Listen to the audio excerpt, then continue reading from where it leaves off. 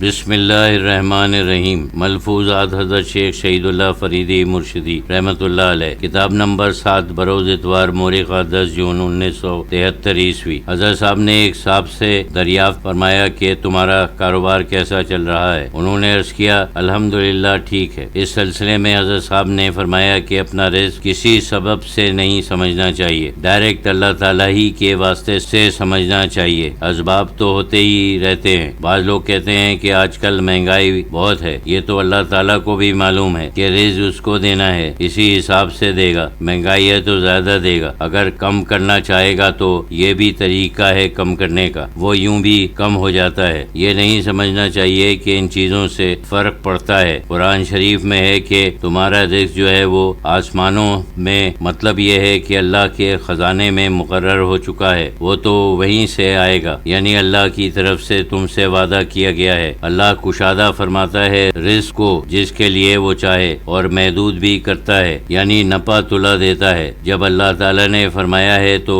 کیوں دے؟ فطرت کا تقاضا یہ ہے کہ ہم ڈھونڈتے پھریں، یہ بھی صحیح ہے، اللہ تعالیٰ نے فطرت ہی ایسی بنائی ہے، لیکن اس کے ساتھ ساتھ انسان کو یہ بھی سمجھنا چاہیے کہ جو کچھ ملنا ہے وہ اللہ تعالیٰ ہی کی طرف سے ملتا ہے۔ جیسے اللہ تعالیٰ کی طرف سے تنخواہ ملتی ہے، وہاں سے رزق ملتا ہے، یہاں کچھ نہیں ہوتا، یہاں اس کا فیصلہ نہیں ہوتا بلکہ وہیں سے ہوتا ہے۔ بس ہر شخص کشادگی رزق کے لیے دعا کرتا ہے، لیکن اکثر انبیاء اور اکثر اولیاء بھی تنگی میں رہے ہیں۔ بعض تو قصدن یعنی اختیاری طور پر تنگ رہے، یہاں جو کچھ آتا تھا فوراً تقسیم کر دیتے تھے، اور بعض تنگ ہی رہے۔ کچھ حالات ہی ایسے تھے۔ کہتے ہیں کہ صرف سن 5 ہجری میں جنگ خیبر کے بعد مسلمانوں میں کچھ کشادگی ہوئی تھی۔ اس کے معنی یہ ہیں کہ 13 سال اور 5 سال یعنی 18 سال رسول اللہ صلی اللہ علیہ وسلم کی بعثت کے بعد جس وقت یہودیوں کی زمینیں ملی تھیں، اس سے پہلے تو سب تنگ ہی رہے، یعنی کبھی کچھ ملا کبھی کچھ نہیں ملا، اور خود حضور صلی اللہ علیہ وسلم نے بھی بڑی تنگ دستی سے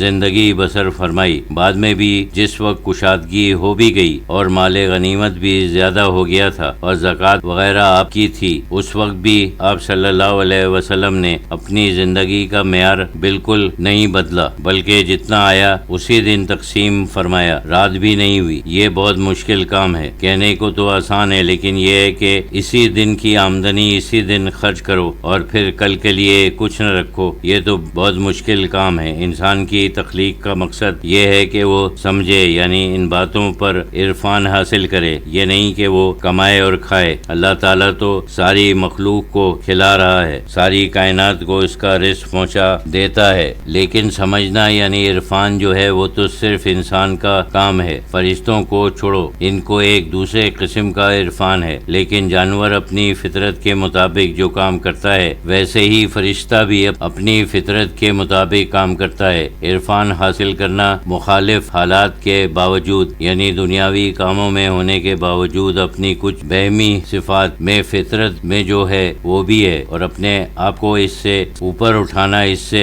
بالاتر ہو جانا اور عرفان حاصل کرنا، یہ مقصد زندگی ہے۔ یہ جو چیزیں جس سے رزق کے متعلق یہ سمجھنا کہ اللہ تعالیٰ کی طرف سے آتا ہے اور کچھ اللہ مقرر کرتا ہے وہی ملتا ہے، اور حالات جو ہیں وہ بن جاتے ہیں، وہ بھی تو صرف اللہ تعالیٰ ہی کا فعل ہے۔ کبھی ایسے حالات پیدا ہو جاتے ہیں کہ کچھ پیسے مل جاتے ہیں، یا کوئی نوکری کر رہا ہے ناکام رہا وغیرہ وغیرہ، وہ سب اللہ کی طرف سے اسباب ہوتے ہیں، لیکن وہ تو صرف بہانہ ہے، اصل میں وہ اللہ کی طرف سے مقرر ہے۔ اسی طرح سے کامیابی یا ترقی یا تجارت میں کوئی موقع، یہ سب اللہ کی طرف سے ہیں، لیکن سمجھنا بہت ضروری ہے۔ جب انسان سمجھے پھر وہ حالات درست ہو جاتے ہیں، یعنی سمجھنے کا مقصد پورا ہو جاتا ہے۔ جو کچھ ہے وہ سب اللہ کی طرف سے ہے۔ بعض دفعہ انسان نہیں سمجھتا ہے، جب اس کے سارے اسباب بند ہو جائیں، پھر ایک دم بغیر کسی ظاہری سبب کے کھل جائیں، تو سمجھ میں آتا ہے کہ واقعی سوائے اللہ کے کوئی اور فاعل حقیقی نہیں ہے۔ اس وقت یہ بات سمجھ میں آ جاتی ہے، وہ حالات تم کو سمجھانے کے لیے پیدا کیے گئے وہ ختم ہو جاتے ہیں، پھر آسانی ہو جاتی ہے۔ حضرت ذوقی شاہ صاحب رحمۃ اللہ علیہ کے ملفوظات میں ایک واقعے کا